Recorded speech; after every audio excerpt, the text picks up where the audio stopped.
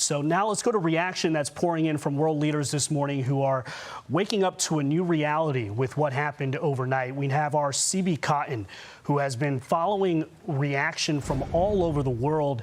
CB, there's been plenty of reaction here in the United States. Democrats, Republicans split on whether or not this was an illegal or legal move. But around the world, there's also harsh reaction as well. What can you tell us, CB?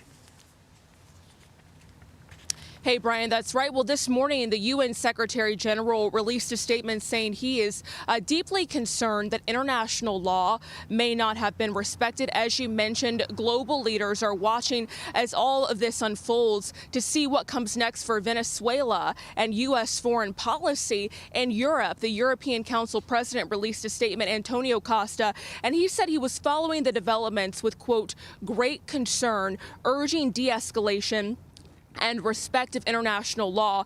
Some Latin American countries are also making similar calls. Mexico's President Claudia Sheinbaum reposted the official statement of her country's Ministry of Foreign Affairs, which condemned the strikes as a violation of the United Nations and called for dialogue, not force. U.S. adversaries are also weighing in. Russia's Ministry of Foreign Affairs writing in part on X, quote, the pretext used to justify these actions are untenable.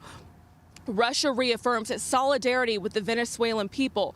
Iran and its supreme leader, Ayatollah Ali Khamenei, which also has a long history of conflict with the U.S. Well, he has rattled off a series of posts this morning about the strike, including one which says in part, quote, what's important is when one realizes an enemy wants to force something on one's government or nation with false claims, they must stand firmly against the enemy. But there are also voices of support. Argentina's president, a strong ally of President Trump, wrote, quote, freedom advances. Long live freedom. And in the UK, reform leader and staunch Trump ally Nigel Farage, he questioned the legality of the attack, but said it may lead to a favorable outcome. UK Prime Minister Keir Starmer had more a reserved take, saying he wanted to make it clear that the UK was not involved in these strikes, and he believes everyone should uphold international law. He also added that he wants to speak to President Trump and other UK allies. Brian, we're going to monitor it. Back to you. No doubt. U.S. Ambassador to the United Nations, Michael Waltz, just putting on X, this is not regime change.